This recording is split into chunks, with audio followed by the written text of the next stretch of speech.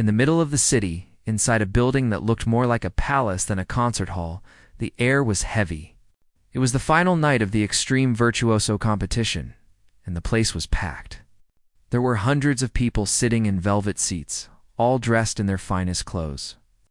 But despite the expensive suits and the glittering jewelry, the mood in the room was tired. The competition had been going on for hours, and honestly, everyone was getting bored. For the past few hours, the audience had watched one pianist after another walk onto the stage. They were all very talented, technically speaking. Their fingers moved fast, and they didn't make mistakes. But that was the problem. It was all perfect, and it was all the same. It felt like listening to a robot play. There was no soul, no excitement, just notes hitting the air one after another. The judges, a strict group of 4 music professors sitting at a long table in the front, were yawning. They looked at their watches, crossed their arms, and looked generally unimpressed. They had seen thousands of players, and they were waiting for something real to happen. Then, the announcer's voice echoed through the hall. Next, we have contestant number 24, Maya. The heavy curtains at the back of the stage slowly parted. The crowd murmured quietly, not out of excitement, but out of curiosity. Maya walked out, and she looked completely different from the others. The previous contestants had worn shiny tuxedos or long flowing gowns that sparkled under the lights. They walked with their heads high, looking like they already owned the world. Maya, on the other hand, looked small and very human. She wore a simple, modest blue dress that didn't catch the light at all. Her hair was tied back neatly but simply. As she walked toward the massive black grand piano sitting in the center of the stage, her footsteps were the only sound you could hear. The hall was so quiet you could hear a pin drop. She looked nervous. Her hands were clasped tightly together in front of her. Her eyes darted briefly to the judges' table before quickly looking away at the piano. She wasn't a famous child prodigy from a wealthy music academy. She was a young woman from a small, dusty town miles away from the city. A girl who had taught herself on an old, beat-up piano that had been sitting in her family's garage for years. The whispers started almost immediately. "Who is she?" Someone near the front whispered. "She looks too young," an older lady muttered to her husband. The critics, who held their pens like weapons, were already writing her off. To them, she looked like someone who had gotten lost on her way to the bathroom and accidentally ended up on the main stage. They assumed she was just a filler contestant, someone to play a few easy notes so the judges could take a bathroom break before the next real star. But Maya didn't care about the whispers. She reached the piano and gently sat down on the bench. It felt strange to her. It was soft and cushioned, nothing like the hard wooden stool she was used to at home. She placed her feet on the pedals, taking a moment to feel the cold metal against her shoes. This piano was worth more than her entire house. It was a pristine, flawless instrument. The thought almost made her smile. She remembered the sticky keys on her old piano at home, the way the middle C used to stick if you pressed it too hard, and how she had to use a hair tie to hold some of the dampers together. The head judge, a stern man with silver hair and sharp glasses, leaned forward. He didn't look at her with kindness. He looked at her as if he was daring her to waste his time. He tapped his pen on the table, a signal for her to hurry up and announce her piece. Maya took a deep, shaky breath. She looked down at the black and white keys stretching out before her like an endless ocean. She knew the odds were against her. She knew that people in the audience were ready to laugh and the judges were ready to criticize. But she also knew why she was there. She was there because she loved music more than anything in the world. She didn't play to show off how fast her fingers could move. She played because she had stories to tell. Stories that were stuck inside her heart and could only come out through the keys. She ran her fingers lightly over the keys. Not playing yet, just touching them to ground herself. The bright spotlight above her was hot, beaming down on her face, making it hard to see the audience clearly. It was just her and the piano now. She could feel the vibration of the room, the tension, the skepticism. It felt like a heavy weight on her shoulders, but she was ready to lift it. The crowd settled down. The whispers stopped. All eyes were on the girl in the simple blue dress. The weight was agonizing. The silence in the hall grew louder, stretching out until it felt like a physical thing pressing against her ears. The judge raised his eyebrows, waiting for her name of a safe, boring song. But Maya just sat there, calm for a split second, gathering every ounce of courage she had left. She was about to take a risk that no one expected. She was about to turn the boredom in the room into shock. She closed her eyes for a brief second, visualized the notes in her mind, and opened her eyes again with a fire that hadn't been there before. Her hands lifted from her lap, poised over the keys, ready to begin. The heavy silence in the concert hall was starting to feel uncomfortable. The head judge, a stern man with silver hair and a reputation for being terrifying, leaned forward in his large leather chair. He didn't look at Maya with kindness. He looked at her as if she was wasting his precious time.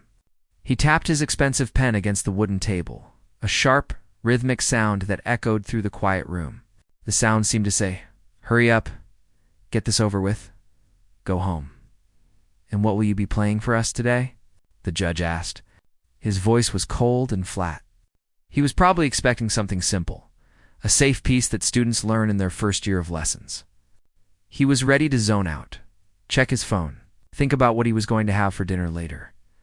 Maya sat on the bench, her feet resting on the golden petals. For a second, she froze. She knew that once she said the name of the song, there would be no turning back. The judgment would be set in stone. If she failed, she would fail spectacularly in front of thousands of people. She took a deep breath, filling her lungs with the dusty, air-conditioned air of the hall. She remembered the cold winter nights in her garage, wearing 3 layers of clothes just to keep warm while she practiced until her fingers bled. She remembered the sound of her old piano creaking in protest every time she tried to play loudly. That memory gave her a sudden spark of courage. "I will play Franz Liszt's Transcendental Etude." "No. For Mazeppa," Maya said. Her voice was clear, louder than she expected, and it didn't shake. The effect was immediate. It was like she had just dropped a glass bottle on a hard floor. The judge stopped tapping his pen. His eyebrows shot up so high they almost disappeared under his hair. He looked at her, then at the other judges, and then back at her, as if checking if she was joking. A quiet murmur swept through the audience like a wave. People turned to each other, whispering behind their hands. "Did she say Mazeppa?" one person asked. "She must be crazy," another replied. "That's not a piece you play. That's a piece that plays you." You see, Mazeppa isn't just a song. In the world of piano music, it is a monster. It is one of the most difficult pieces ever written. The music tells the story of a man tied to a wild horse that is galloping out of control across the plains. To play it, you have to be incredibly athletic. Your hands have to jump all over the keyboard, hitting notes that are miles apart, at a speed that is almost too fast for the human eye to see. It requires power, endurance, and a fearlessness that usually takes decades to master. Most professional pianists won't even touch it. They are afraid of it. And here was Maya, a young, unknown girl from a small town, announcing that she was going to tame the beast. The judge scribbled something on his clipboard, shaking his head slightly. He didn't believe she could do it. He had seen seasoned veterans crash and burn while attempting this piece. He assumed Maya was either naive or arrogant. In his mind, she had just signed her own dismissal letter. He was already preparing the low scores he would give her, but Maya didn't see the judge's skepticism. Her focus was entirely on the instrument in front of her. She reached out to adjust the sheet music, though she didn't really need it.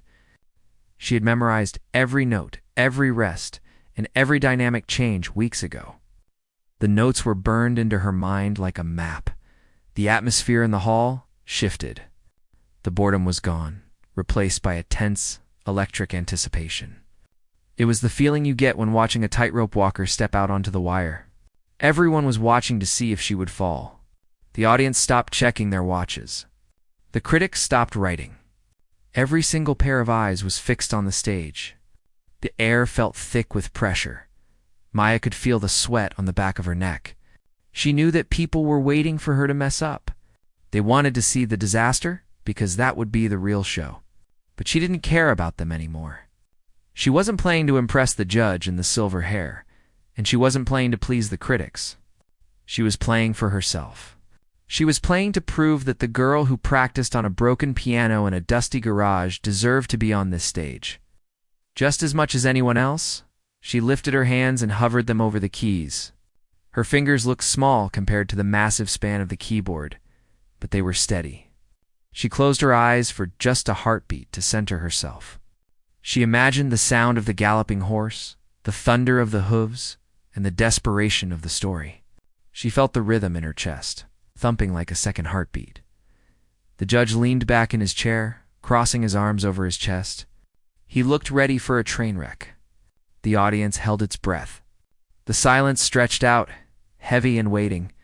Maya took one last breath, let it out slowly, and lowered her fingers. The challenge was accepted. There was no going back now. The moment of truth had arrived, and the entire hall was waiting to see if the impossible would actually happen. Maya's fingers finally touched the keys. The first few notes that rang out were soft, delicate, and hauntingly slow. The opening melody was like a whisper in a library. It was beautiful, but in the context of the massive hall and the fearsome reputation of the piece, it felt strange. The audience members looked at each other, confused. This wasn't the thunderstorm they were expecting. The judges relaxed their shoulders again. The head judge sighed quietly, assuming that perhaps Maya had chickened out at the last second and decided to play a slow, easy version of the song to save herself from embarrassment. They thought she was going to play it safe after all, but then something shifted in the air. Maya's hands, which had been gently caressing the keys, suddenly changed their posture. Her wrists stiffened slightly, her fingers arched, and her whole body leaned into the instrument. Without warning, the tempo accelerated. The gentle whisper turned into a rapid, rhythmic pulse. It was the sound of a horse beginning to gallop. Asterisk, da-da-dum, da-da-dum, da-da-dum. Asterisk, the rhythm was steady, driving, and relentless. The shock didn't come from the volume, but from the accuracy. Usually when pianists try to speed up this much, their hands get tense, and the notes become blurry or messy. It sounds like a mush of noise. But Maya's playing was crystal clear. Every single note was distinct. It was like listening to a machine, but a machine that had a soul. The difficult jumps where her right hand had to leap from the low end of the piano to the high end in a fraction of a second were executed perfectly. She didn't miss a single note. The people in the front row leaned forward as if they were being pulled by a magnet. The bored expression on their faces vanished, replaced by wide-eyed disbelief. The critics in the back stopped looking at their phones and started staring at the stage. They were trying to find a flaw, a missed beat, a hesitation, but they couldn't find one. The girl who looked like she didn't belong was playing with a precision that was terrifying. The physicality of what she was doing started to become apparent. Piano is not just mental work. It is a sport. Maya's arms were moving constantly, flying up and down the keyboard. Her hands were crossing over each other so fast that if you blinked, you might miss the movement. The sound was growing louder, filling every corner of the vast hall. It wasn't just music anymore. It was a physical force that you could feel vibrating in your chest. The transformation in Maya was shocking. Just moments ago, she looked like a shy, scared student. Now, she looked like a warrior. Her face, which had been pale and nervous, was flushed with concentration. Her eyes were locked on her hands, but there was a fire in them that hadn't been there before. She wasn't thinking about the judges, the audience, or the competition anymore. She was inside the music. She was the rider on the horse, holding on for dear life. And the piano was the beast she was taming. The head judge, the man with the silver hair, slowly put his pen down. He stopped looking at his clipboard entirely. He adjusted his glasses and fixed his gaze squarely on Maya's hands. He had seen hundreds of people attempt this piece. He knew exactly where the traps were. He knew that the most difficult part was approaching. The section where the music becomes chaotic and the pianist has to maintain control while playing incredibly fast. He was waiting for her to crash.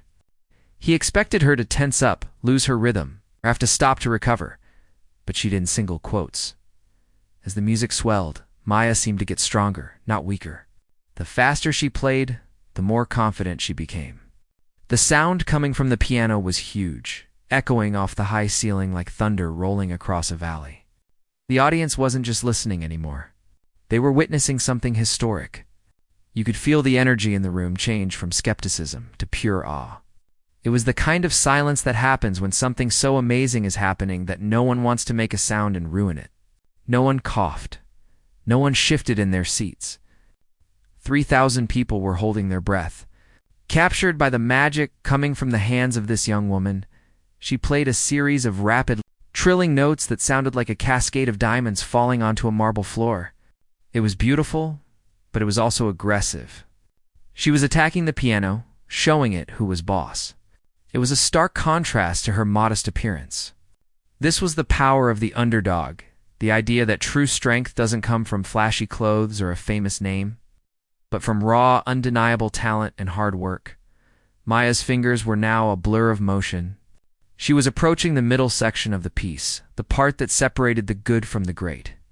The sweat was dripping down her temples, but she didn't wipe it away. She didn't dare stop. She was riding the edge of the wave, balancing perfectly between control and chaos. The audience realized that she wasn't just here to participate. She was here to conquer. The impossible piano challenge had been accepted, and incredibly, she was winning. The judges were no longer skeptical.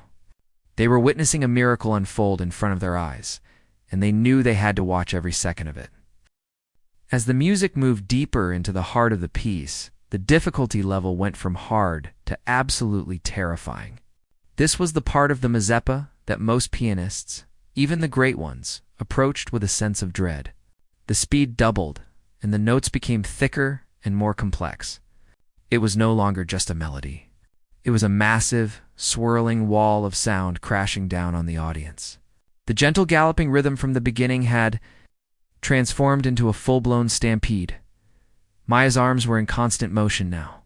They were flying up and down the keyboard, crossing over each other in complicated, tangled patterns that looked impossible to untangle. If you watched closely, you could see the muscles in her forearms flexing and tightening with every strike. This wasn't just finger work anymore. It was a full-body workout. She was leaning into the piano, sometimes rising slightly off the bench to put her entire body weight behind the powerful chords. The contrast between her small frame and the massive, thunderous sound she was creating was shocking. It was like watching a tiny spark ignite a roaring bonfire. The most dangerous part of the song was approaching the section famous for its rapid octave jumps. This is where the impossible part of the challenge truly lived. In this section, the pianist has to blast out heavy, thunderous notes with their thumb and pinky finger while leaping across the keys at top speed. If your wrist is even a little bit stiff, your arm will cramp up in seconds. If your aim is off by just an inch, you hit the wrong note and the entire spell is broken. The audience held their collective breath. This was the moment where careers were made or broken. It was the point of no return. Maya didn't slow down. If anything, she went faster. Boom, boom, boom. The sound of the octaves was like cannons firing in a rhythmic battle. It was deafeningly loud, but it wasn't just noise. It was controlled chaos. Every note landed perfectly in the center of the key. Her wrists were loose and fluid, acting like shock absorbers, allowing her to play with this incredible power without hurting herself. It was a display of physical genius that left the experts scratching their heads. She was hitting the keys with such force that the piano itself seemed to be shaking, vibrating against the floor. Up in the judge's box, the atmosphere had completely changed. The stern man with the silver hair was no longer leaning back with his arms crossed, looking bored. He was sitting on the very edge of his seat, his eyes wide, staring at Maya's hands as if they were foreign objects. He knew exactly what was required to play this section. He knew the pain, the endurance, and the sheer guts it took to keep the rhythm steady at this speed. He had seen the best pianists in the world struggle with this exact moment, their hands cramping and their faces twisting in effort. And here was this young woman, whom he had dismissed just minutes ago as a nobody, conquering it with what looked like ease. He stopped writing entirely. There was nothing to criticize. There was only awe. The audience was no longer bored. In fact, they were almost frightened by the intensity of the performance. The music was swirling around them, aggressive and demanding. It wasn't the polite background music they were used to hearing at fancy parties. It was raw, wild, and untamed. You could feel the vibrations of the piano and the floor beneath their feet. The heavy crystal chandeliers hanging from the high ceiling seemed to tremble in time with the music. People were gripping the armrests of their chairs, their knuckles turning white. They were witnessing a transformation. The shy girl in the simple blue dress was gone, placed by a powerful force of nature who commanded the stage. Sweat was now pouring down Maya's face. Her hair was starting to come loose from its neat tie, sticking to her forehead and cheeks. She didn't have a free hand to wipe it away, and she wouldn't have stopped even if she could. Her face was a mask of pure focus, her eyes burning with an intensity that scared some of the people in the front row. She wasn't reading the music. She was living it. She was the rider holding on to the wild horse, racing through the storm, refusing to be thrown off. The pain in her arms must have been burning by now, but she used that pain to fuel the music. The harder she played, the more emotion poured out. It was angry, it was sad, and it was triumphant all at once. The sound of the piano swelled to a massive crescendo.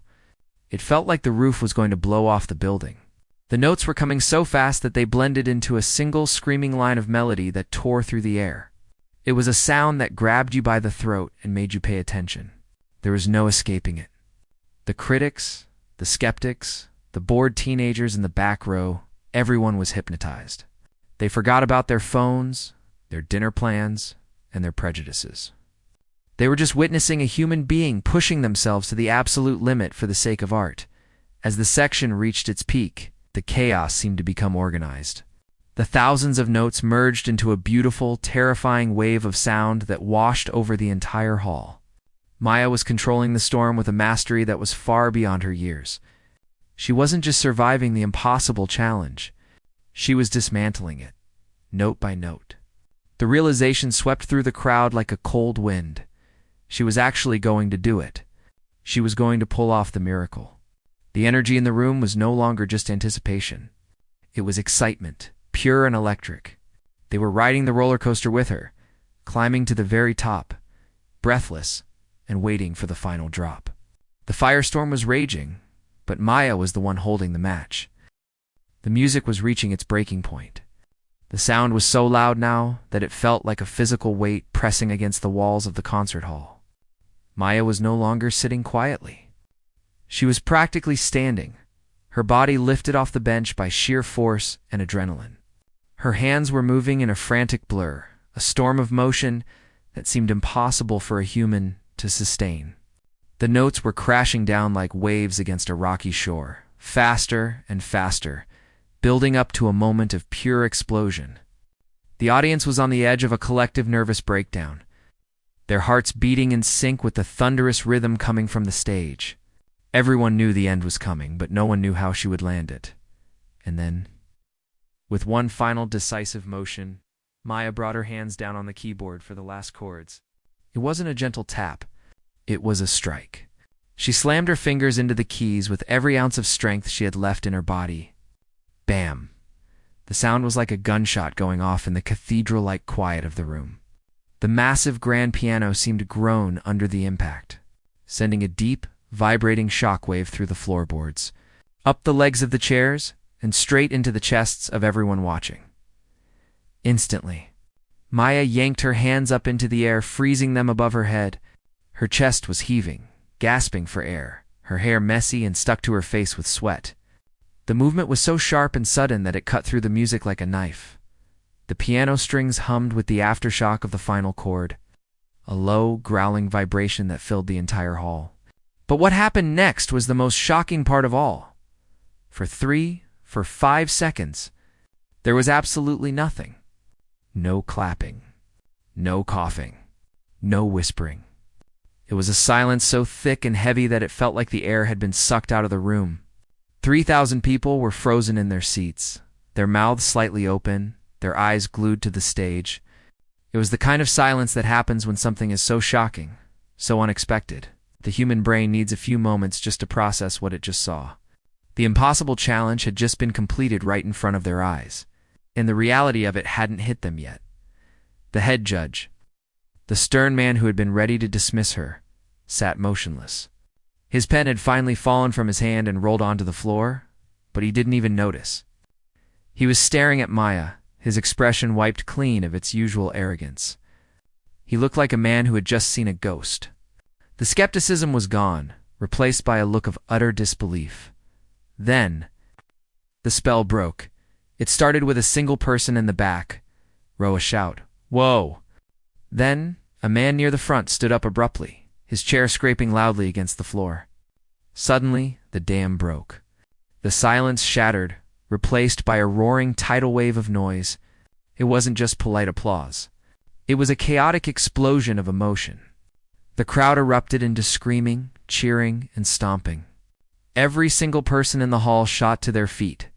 The noise was deafening, louder than the piano had been. A thunderous roar of approval that shook the very ceilings. Maya sat there for a moment, blinking as if she was waking up from a deep dream. The adrenaline was starting to fade, replaced by a trembling exhaustion. She could barely hear the crowd over the ringing in her ears, but she could see them. She saw 3,000 people standing and clapping for her. She saw the judges giving her a standing ovation, something that almost never happened at this competition. Slowly, she stood up. Her legs felt shaky, like jelly, but she held her head high. She looked out at the sea of faces, and for the first time that night, she smiled. It wasn't a nervous smile. It was a genuine, radiant smile of pure relief and joy. She walked to the center of the stage and bowed deeply. The lights were hot, her hands were sore, and she was dripping with sweat. But she had never felt more alive in her entire life. The head judge stepped up to the microphone to address the crowd. Waiting for the noise to die down slightly, he looked at Maya, then at the audience. "In all my years," he said, his voice shaking slightly, "I have never heard that piece played with such soul. You have silenced us all." The applause started up again, even louder this time. Maya walked back to the piano and touched it gently, one last time. She thought about her old garage, her broken piano, and all the people who told her she wasn't good enough. She looked at the shiny, expensive stage she was standing on and realized she belonged here. The impossible challenge was over. She didn't just survive it, she conquered it. And as she walked off the stage, leaving the cheering crowd behind, she knew that her life would never be the same again. The shy girl from the small town had shocked the world, and nothing could take that away from her.